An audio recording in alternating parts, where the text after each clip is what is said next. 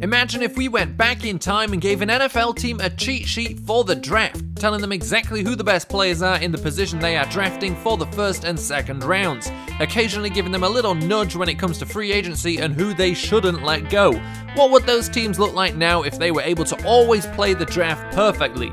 That's what I'm here to try and answer. Today is a big one as we look at the Seattle Seahawks, and I'm going to say it, since 2010, I think there has not been a single team in the entire NFL that has drafted better than the Seattle Seahawks. And more than that, I don't even think there's any argument with that statement. Now, they have taken a bit of a downturn in recent years with how good they've been, but that's because they were ridiculous. Between 2010 and 2013, they basically built the entire team that won the Super Bowl for them outside of, I think, one or two players. Literally everybody else joined that team either through the draft, either an undrafted free agent or a free agent signing. Very, very few players had been on the team before 2010, 2009. But anyway, I knew this team was going to be good. They have drafted well, but the difference here is they haven't actually drafted that well in the first two rounds of the draft. And we're going to start with kind of oddly, we're building a slight Frankenstein line, not really, just at this first position, because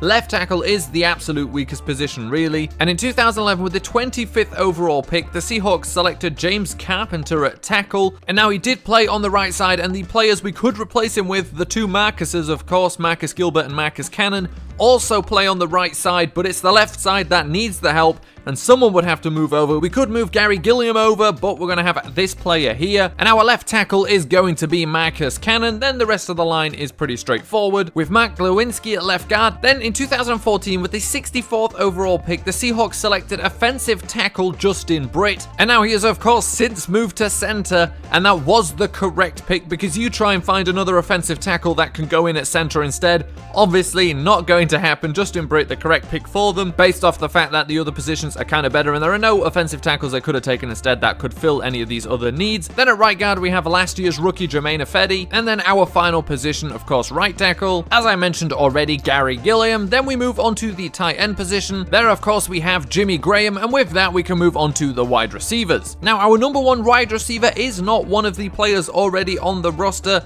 Now, that might sound crazy. I'll get there, don't worry. In 2014, with the 45th pick in the draft, the Seahawks selected Paul Richardson at wide receiver. Allen Robinson, probably the best pick available for them instead. Then we have Jermaine Kearse, who the Seahawks signed as an undrafted free agent in 2012, and we cleared this up this way so that Doug Baldwin can live in the slot. Of course, he can thrive on the outside as well, but why not have him here in the slot if we can afford to? Undrafted free agent Doug Baldwin then finishes off the wide receivers, and then we move on to the running backs. So let's kick things off with recent free agent signing Eddie Lacy. Of course, we could also have Thomas Rawls, but as well as those two players, in 2013 with the 62nd overall pick though, the Seahawks selected Christine Michael, and they could have had Latavius Murray. The funny thing here is that the 62nd overall pick, like I said, was Christine Michael. The 61st overall pick was Eddie Lacy.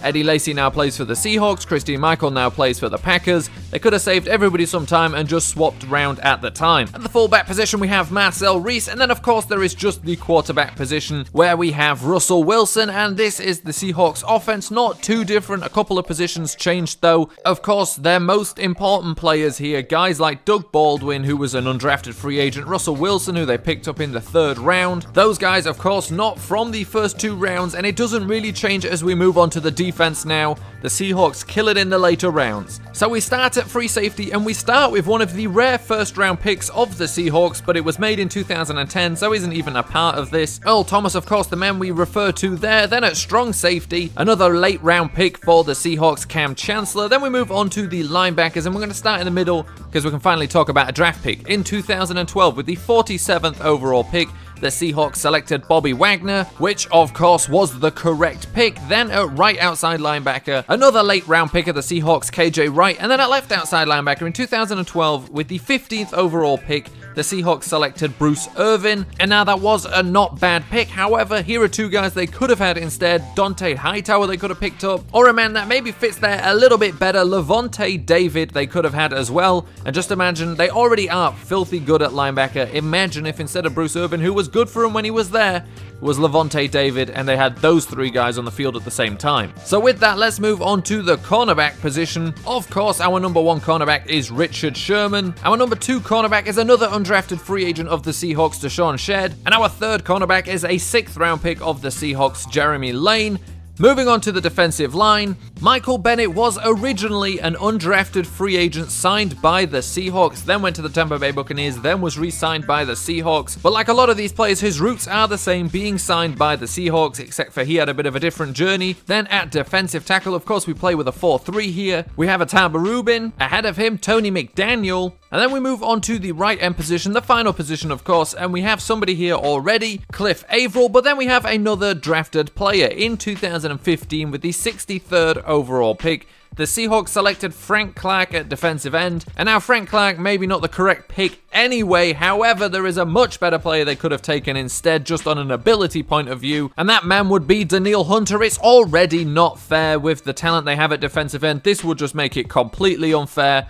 And we don't make many changes, but the changes we do make this team, well, they're already great. Just ridiculously good on defense, a little bit more solid on offense. You know, the offensive line is still a little bit, you know, stuck together with tape, but it's a little bit better as well. But the Seahawks, so good at drafting, maybe not so much in the first 2 rounds, but it's those late rounds where they really built their Super Bowl champion team. And really, with teams like this, and I figure we'll get there are no questions here at the end. We know the expectations for this team. It's not, are these guys going to go to a Super Bowl again, because that's what we expect from them. But to be fair, you take a look at this team with the extra wide receiver, with an even deeper stable of running backs. It really is, again, just a case of when they would go to the Super Bowl and win it rather than if.